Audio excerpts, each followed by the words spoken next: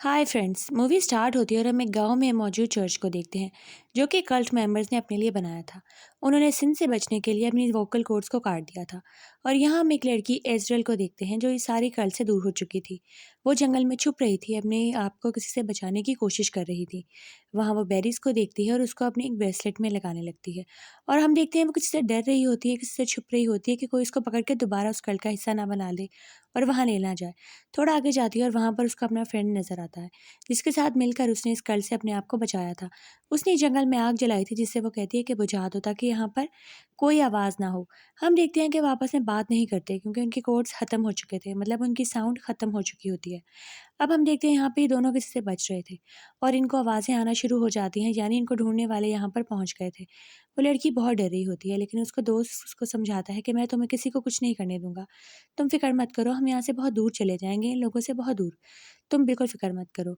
और यहाँ हम देखते हैं कि ये बिल्कुल आवाज़ नहीं कर रहे थे क्योंकि यहाँ पर एक क्रीचर्स भी मौजूद होती हैं जो इनके ऊपर अटैक कर सकती थी, बहुत ही अजीबोगरीब इंसानों को खाने वाली। अब ये बचते-बचाते उनसे एक जगह छुप रहे थे ताकि उनको ये नज़र ना आ सके और ना ही कोई आवाज़ कर रहे थे। लड़का दूसरी तरफ चला जाता है लड़की को यहीं छोड़ के, कहता है तुम यहीं पर रहना, मैं अभी आता हूँ, तुम्हें बचा लूँगा। तुम बिल्कुल फ़िक्र मत करो। लड़की वहाँ छुप रही थी लेकिन उसको पता था जो उसको ढूँढ रहे हैं वो बहुत स्ट्रॉन्ग लोग हैं, वो इतने आराम से हार नहीं मानेंगे। और उसका डर भी सच हो जाता है। वो लोग उसको पकड़ने में कामयाब हो जाते हैं, उस तक पहुँच जाते हैं।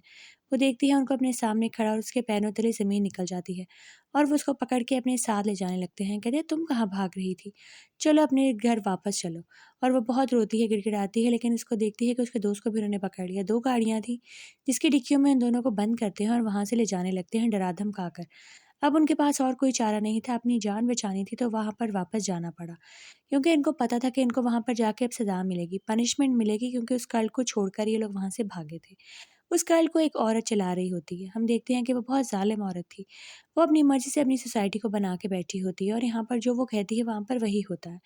ये लोग भी उसके हुक्म के गुलाम थे। जो ये कहेंगे वो वही होगा। यहाँ पे इन दोनों को मारने की सज़ा थी इसलिए वो लड़की को यहाँ पर ले आते हैं। लड़का वहाँ पर हमें नज़र नहीं आता और वो जंगल के बीचों-बीच उसको एक कुर्सी के ऊपर बिठा देते हैं। वहाँ पे बहुत बोतलें और प्लास्टिक की चीज़ें लटकी थी जिससे शोर हो सके और वो बला के उसको खा सके। अब वो उस चेयर पर उसको बिठा देते हैं। हम देखते हैं उसकी आँखों में बहुत खौफ़ होता है। वो यहाँ से भागना दूर जाना चाहती थी, लेकिन अब उसके पास कोई चारा नहीं था अपने आप को यहाँ फँसे हुए देखने के अलावा। अब हम देखते हैं सामने ही उस औरत की एक सबसे बड़ी स्ट्रॉन्ग मैनेजर खड़ी होती है, जो सारे कल्ट को मैनेज कर रही होती है बाहर से क्योंकि वो तो चर्च के अंदर होती है। ये इसके पाँव पर आकर एक बड़ा-सा कट लगा देती है कि जैसे ही उसके पाँव से खून बहने लगेगा, वो क्रिएचर्स यहाँ पर आ जाएँगे और इसको खा जाएँगे। हम देखते हैं वो लड़की की आवाज़ नहीं निकल रही थी लेकिन दबे हुए लफ्ज़ों में वो चीखो-चिल्ला रही थी क्योंकि उसको बहुत तकलीफ़ हो रही थी। इतना बड़ा कट उसकी टाँग पे लग गया था और उसका खून बहने लगता है। हम देखते हैं यहाँ दरख़्त हिलने लगते हैं। इनको पता लग गया था कि उन चीज़ों को पता लग गया है और वो यहाँ आने लगी हैं। सारी बोतलें हिलने लगी थी, अब वो क्रिएचर्स यहाँ पहुँच ही जाएँगे। अब वो सारे जाके दूर खड़े हो जाते हैं क्योंकि उनको पता था कि इसकी है सैक्रिफ़ाइस है, इसी की कुर्बानी देनी है, इसको पनिशमेंट मिलेगी, इसने अपने कल की बात नहीं मानी। अपने लोगों को छोड़ा और इसकी सज़ा भी ये पाएगी। और ये पीछे जाके एक पहाड़ के पास खड़े हो जाते हैं और ये लड़की उसी कुर्सी के ऊपर बैठी हुई अपने आप को बचाने की कोशिश कर रही होती है। ये अपने हाथ-पैर छुड़ाने की बहुत कोशिश करी थी लेकिन उन्होंने बहुत कस के इसको कुर्सी से बाँधा था कि वो यहाँ से कहीं जा ना पाए। और ये उस अपने क्रीचर्स की प्यास बुझाने के लिए उस लड़की को यहाँ पर छोड़कर पीछे मुँह करके खड़े हो जाते हैं और इंतज़ार करने लगते हैं कि वो क्रीचर कब हमारी कुर्बानी को कबूल करेगा। वो लड़की अपने आप को बचाने की कोशिश कर रही होती है लेकिन उसको सामने ही अपनी मौत नज़र आ रही थी। वो क्रिएचर यहाँ पर आके पहुँच गए थे। वो लड़की बहुत बाजू अपना छुड़ाती है और एक बाजू उसका छूटने भी वाला था। और यहाँ पर ऊपर एक मेंबर उसको देख लेता है जो आके उसका हाथ पकड़ के वहाँ बैठ जाता है, लेकिन इतने में ही वो लकड़ी जो बाजू की थी वो उसकी गर्दन में घुसा देती है जिससे उस आदमी की फ़ौरन ही तड़पने लगता है और उसकी गर्दन से बहुत खून बहने लगता है। वो अपने आप को बचाने के लिए ये सब करती है, वो उसको मारना नहीं चाहती थी, लेकिन वो आदमी तो अब मर ही गया बीच में आकर। अब हम देखते हैं उसकी गर्दन से खून बह रहा होता है और वो क्रिएचर उसी के ऊपर अटैक कर देते हैं क्योंकि उसका खून उनको अपनी तरफ अट्रैक्ट कर लेता है और वो उसको लेकर एक साइड पे दरख्तों के पास ले जाता है और उसका खून पीने लगता है और उसको खाने लगता है। और बाकी तीनों मेंबर्स यही समझ रहे थे कि वो उस लड़की की कुर्बानी दे चुके हैं और वो लड़की वहाँ से भागने में कामयाब हो जाती है, अपनी जान बचा लेती है और बाकी साथी जैसे ही पीछे मुड़ के देखते हैं, उनका एक साथी गायब था। उनको समझ ही नहीं आया कि उसने किया क्या? पीछे आखिर गया ही क्यों? और यहाँ एज़रेल भाग के कामयाब हो जाती है और दूसरी तरफ जंगल के आ जाती है। यहाँ पर वो अपनी ज़ख्म की मरहम पट्टी करने लगती है क्योंकि उसको पता था उसका खून देखकर यहाँ पर वो क्रीचर्स दोबारा अट्रैक्ट होंगे और उसकी तरफ आएँगे। और ऐसा ही होता है। वो अपनी पट्टी कर ही रही थी कि वहाँ पर वो क्रीचर आ जाते हैं। वो बहुत मुश्किल से अंदर जाकर छुपती है और अपने खून को दबाती है और अपने ज़ख्म के ऊपर मरहम लगा देती है, जिससे वो लोग वहाँ से चले जाते हैं और इसकी जान बहुत मुश्किल से बच जाती है। लेकिन अब ये बहुत ही खौफ़ज़दा थी। इसको पता था कि इसका दूसरा साथी उसका भी उन्होंने बहुत बुरा हाल करना है। पहले तो वो वहाँ से भाग कर आ गई थी, लेकिन वो दोबारा जाती है अपने दोस्त को बचाने के लिए, क्योंकि उसके बगैर उसने अकेले रह जाना था और उसकी ज़िंदगी का क्या मकसद था। अब वो दोबारा उस गाँव की तरफ जाती है जो जंगल के बीचों-बीच उस कल्ट को फ़ॉलो करते हुए रह रहा था। वहाँ पे जाने के लिए बहुत मुश्किल से वो नीचे से एक रास्ता निकालती है और अंदर पहुँच जाती है। उसको थोड़ा बहुत रास्ता तो मालूम ही था क्योंकि पहले वो यहाँ का हिस्सा रह चुकी थी। अब वो जाती है छुपते-छुपाते हुए अपने साथी को ढूँढ रही होती है, लेकिन सब लोग अभी चर्च के अंदर होते हैं, इसलिए बाहर कोई था नहीं। उसको मौका मिल जाता है अपने दोस्त को ढूँढने का। यहाँ पर हम देखते हैं कि उसके दोस्त की ब्रेसलेट पड़ी होती है, यानी इसका मतलब उन्होंने शायद उसको सैक्रिफ़ाइस कर दिया है। वो याद करने लगती है और रोने लगती है, गिड़गिड़ाने लगती है। उसको समझ आ गई थी कि उन्होंने उसको मार दिया होगा। उसको भी तो सज़ा मिलनी थी जैसे इसको मिलनी थी। लेकिन ये तो खुद को बचाने में कामयाब हो जाती है। अब जैसे ही ये वहाँ से भागने लगती है, वहाँ पे मौजूद उस औरत को इसका पता लग जाता है। वो वहाँ पे शोर मचाने लगती है ताकि सब लोग गैदर हो जाएँ। और चर्च के अंदर मौजूद जो मदर होती है, जो सबसे बड़ी कल्ट का मेंबर थी, जो चला रही थी इस कल्ट को, वो उस औरत को एक थप्पड़ मारती है कि तुमसे एक औरत से मारी नहीं गई, जाओ उन दोनों को मारो और सज़ा दो, ताकि लोग डर के रहें। वो उन इनको डराने के लिए इनको सज़ा देना ज़रूरी था। और हम देखते हैं कि कल्ट को फ़ॉलो बहुत सख्ती से करते हैं। ये लोगों को जानते हैं कि इनको बदला लेना ही लेना है, उसको औरत को मारना ही मारना है। और ये इसको गर्दन पकड़ लेती है, उसको पकड़ने की कोशिश करती है, लेकिन फिर भी वो अपने आप को बचाने में कामयाब हो जाती है। वो वहाँ से भागने का एक रास्ता ढूँढ लेती है। लेकिन अब सारे लोग उसके पीछे थे क्योंकि वो उसको नहीं छोड़ने वाले थे। उनको पता था कि इसकी सज़ा होगी, इसकी वजह से हमारे पर मुसीबत आ जाएगी। और ये लोग शोर मचाते-मचाते एक-दूसरे को आगाह कर रहे होते हैं कि उस औरत को रोक लिया जाए। लेकिन वो बहुत मुश्किल से ज़ख्मी होते हुए उस दीवार को फलांग कर वहाँ से भाग जाती है। जंगल की तरफ दोबारा। अब जंगल की तरफ जैसे ही वो भागती है उसके हाथ-पाँव से खून निकल रहा था, इसलिए बलाएँ ट्रैक्टर्स होके इसकी तरफ आ रही थी। और वहाँ एक गाड़ी की टक्कर उससे होती है जो उसको हेल्प करता है, बचाता है। और वो कहता है चलो मैं तुम्हें साथ ले जाता हूँ, तुम यहाँ पर बहुत ही मुसीबत में लग रही हो। और लड़की भी फ़ौरन उसके साथ गाड़ी में बैठ जाती है क्योंकि उसके साथ जाने के अलावा उसके पास और कोई रास्ता नहीं था। वो उसको गाड़ी में बिठाता है और ले जाने लगता है। उसके कॉर्ड्स अभी तक कटे नहीं थे, यानी वो इस कल का मेंबर नहीं था। वो बातें कर रहा होता है लेकिन ये आगे से कोई जवाब नहीं देती। इतने में वो लोग उसकी गाड़ी के ऊपर फायर करते हैं जिससे उनकी गाड़ी का बहुत बुरा एक्सीडेंट हो जाता है और वो आदमी मौके पर ही मर जाता है। लेकिन एज़रेल बच जाती है और वो गाड़ी से बाहर निकलती है, अपने आप को बचाने की कोशिश कर रही होती है। और बाहर वो आदमी ज़ख्मी ज़मीन पर पड़ा था क्योंकि उसकी भी टक्कर गाड़ी से हुई थी। हम देखते हैं एज़रेल उससे बचती-बचाते वहाँ से निकलती है, लेकिन वो उसके ऊपर हमला कर देता है और फिर वो अपने आप को बचाने के लिए उसको मार देती है और उसकी गन भी छीन लेती है, ताकि खुद को बचा सके। जैसे ही वो जंगल में जाती है, सामने उसको अपना दोस्त नज़र आता है, जो कि आग जला के बैठा था दरख्त के पास। वो समझ नहीं पाती क्या है, वो भाग के उसके पास जाती है, लेकिन ये एक ट्रैप था।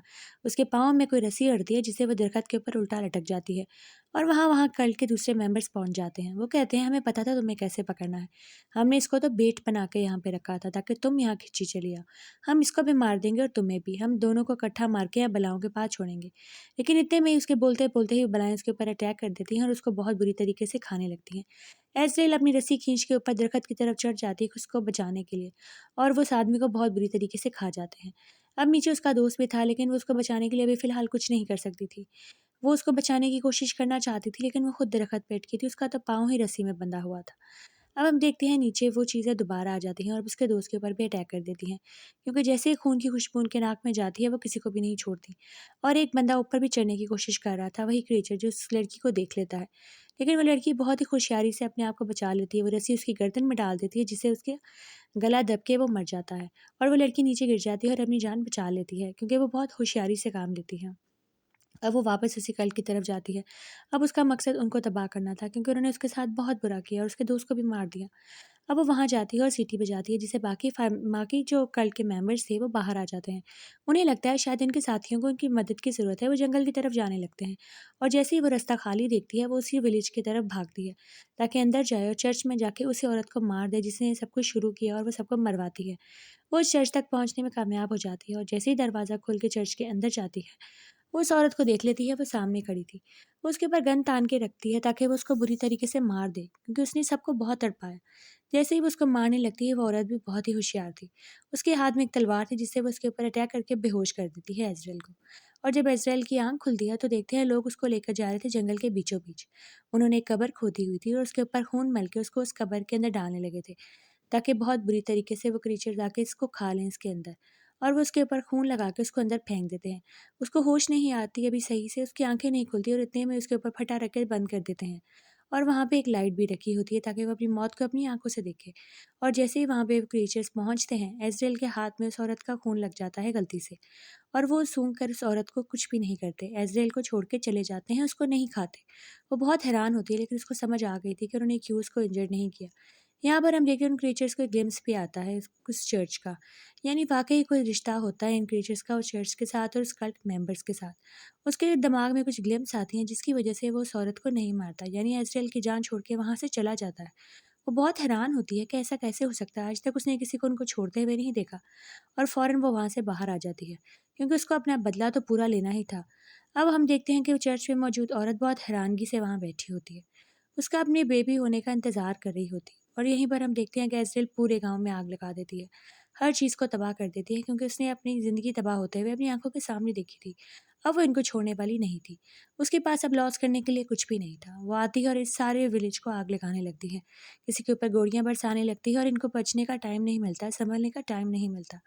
यहाँ पर वो सबको इंजर्ड कर देती है फायरिंग करके और सारी जगह पर आग लगा के उस चर्च की तरफ जाने लगती है क्योंकि अब उसने उस मदर से बदला लेना था जिसने ये सब कुछ स्टार्ट किया। वो अंदर पहुँचती है और देखती है वो औरत अंदर ही थी। वो कहती है कि अब मैं तुम्हें नहीं छोड़ूंगी और वो उसके ऊपर हमला कर देती है। वो औरत भी अपने आप को बचाने की बहुत कोशिश करती है। वो भी बहुत स्ट्रांग थी लेकिन एज़राइल उस पर पूरी बुरी तरीके से अटैक करके उसकी गर्दन जख्मी कर देती है। अब हम देखते हैं उस औरत का बेबी होने वाला होता है और वो एक साइड पर चली जाती है और उसकी जो फ्रेंड होती है, जो उसकी मेंबर होती है कल्ट की सबसे बड़ी, वो आ जाती है उसकी जान बचाने के लिए और वो इज़राइल से लड़ती है ताकि वो अपनी मदर को, जो उस चर्च की सबसे बड़ी हेड है, उसको बचा सके। अब हम देखते हैं वहाँ पर बेबी भी उसका हो जाता है और वो बहुत रोज़ चिल्ला रही होती है और यहाँ पे इज़राइल की उसके साथ बुरी तरीके से लड़ाई हो रही थी। लेकिन इज़राइल ने अब अपने आप को बचाना था क्योंकि उसका मकसद अब इनको ख़त्म करना था। इस कल्ट को ख़त्म करना था, इस अज़ाब को ख़त्म करना था जो सारी ज़िंदगी वो फ़ेस करती रही। अब जैसे ही वो बच्चे के रोने की आवाज़ सुनती है, उसको पता चल गया था कि बच्चा इस दुनिया में आ गया है। उस बच्चे की माँ अपने आप को बहुत बुरी तरीके से मार लेती है और ये समझ नहीं पाती क्यों। और वहाँ बहुत ही हवा चलने लगती है और मोमबत्तियाँ खुद ही बंद होने लगती हैं और वो क्रीचर्स की आवाज़ें आने लगती हैं जो कि इस चर्च की तरफ आ रहे थे। हर जगह से वो यहाँ पर इकट्ठे हो रहे थे। हर जगह पे हम देखते हैं वही क्रीचर्स मौजूद थे। लोग तो सारे ही तकरीबन मारे गए थे और वो पूरी जगह पे भर रहे थे। अब एज़राइल जाती है उस बच्चे की तरफ क्योंकि उसको उसके रोने की आवाज़ें आ रही थी और उसको उसको बचाना ही था। अब वो क्रीचर्स चर्च की तरफ ही आ रहे थे। एज़राइल जाती है उस बच्चे को उठाने के लिए क्योंकि अब उसकी जान बचाना इसी का फ़र्ज़ था, वहाँ पर सिर्फ़ यही मौजूद थे। ये देखती है कि वो चर्च के अंदर आ गए हैं और जैसे ही वो बच्चे को उठा के यहाँ पर लाती है, वो बच्चे को देख के हैरान हो जाती है क्योंकि बच्चा उन्हीं का मेंबर था, यानी बच्चा बिल्कुल उन्हीं की तरह था, उन्हीं क्रिएचर्स की तरह था। अब वो क्रिएचर्स वहाँ उसको, बच्चे को इस तरीके से देखकर बहुत खुश होने लगते हैं। वो समझते हैं कि ये कोई मिरेकल हो गया। अब हम समझ नहीं पाते कि ये क्या चीज़ थी। ये कल्ट का हिस्सा था, वाक़ई ये क्रिएचर्स कुछ एंशिएंट्स लोग थे या क्या था, ये इस बात हमें अभी समझ नहीं आती। शायद इसका सेकंड पार्ट भी आए। लेकिन वो क्रिएचर्स उस बच्चे को अपनी तरह देखकर बहुत खुश होने लगते हैं। उनको समझ नहीं आ रही थी कि क्या हो रहा है और अब एज़राइल थी जो उस चर्च को चलाएगी। उसकी मेंबर सबसे बड़ी अब यही थी, यही बनेगी अब मदर और उस बच्चे को लेकर इस चर्च को चलाएगी। यहीं पर मूवी का एंड हो जाता है। The end. Please subscribe to our channel.